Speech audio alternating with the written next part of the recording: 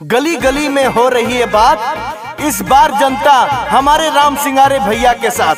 जी हाँ भाइयों, याद रखिएगा प्रिय मित्रों, आने वाले प्रधानी के चुनाव में ग्राम पंचायत पूरे बिच्छूर बीरापुर से आपके अपने भाई, आपके अपने बेटे राम सिंगारे यादव जी इस बार है मैदान में। आप सभी जनता जनार्दन के सम्मान में अपने भाई, अपने बेटे राम सिंगारे यादव भैया को जिताना है। अब की बार पूरे बिच्छूर का मिलके प्रधान बनाना है। गरीब जनता का जो रखता ध्यान है, पिछड़े दलितों का जो रखता ध्यान है, राम सिंगारे भैया इनका नाम है। हो गरीब जनता का जो रखता ध्यान है, राम सिंगारे भैया इनका नाम है। पूरे बिच्छूर का बब्बर शेर हमारा है, बूढ़े बुजुर्गों के आंखों का तारा है, माँ बहनों का करता जो सम्मान है, राम सिंगारे भैया इनका नाम है। हो गरीब जनता का जो रखता ध्यान है, राम सिंगारे भैया इनका नाम है। राम सिंगारे भैया इनका नाम है, भैया इनका नाम है।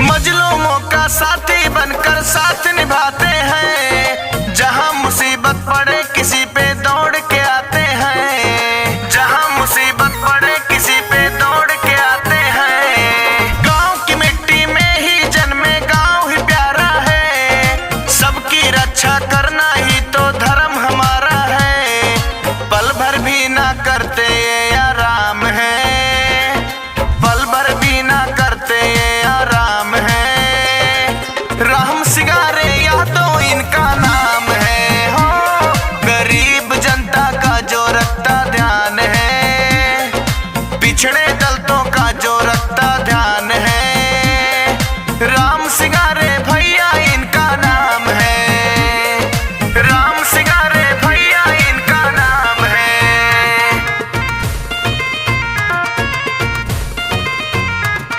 राम सिंगारे भैया इनका नाम है।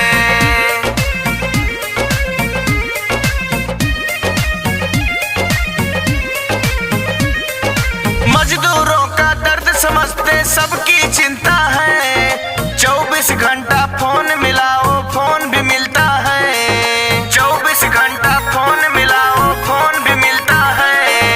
हर घर में खुशहाली आए कोई गम ना हो, पिछड़े दलित गरीबों पे ना कोई सितम हो, सबका साथ निभाएंगे ऐलान है, सबका साथ निभाएंगे ऐलान है, राम सिंगारे यादव इनका नाम है। हो गरीब जनता का जो रखता ध्यान है, पिछड़े दलितों का जो रखता ध्यान है, राम सिंगारे भैया इनका नाम है,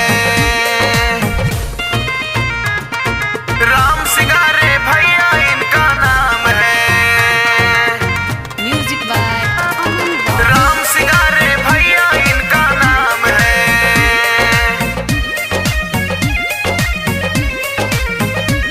सिंगारे भैया जी ने सदा सम्मान कमाया है, काम किया है काम करूंगा वचन निभाया है, काम किया है काम करूंगा वचन निभाया है। बड़ों के नक्शे कदम पे चल के मैं भी दिखाऊंगा, राम सिंगारे नाम है मेरा जीत के आऊंगा, ऐसे बेटे पर हमको अभिमान है, ऐसे बेटे पर हमको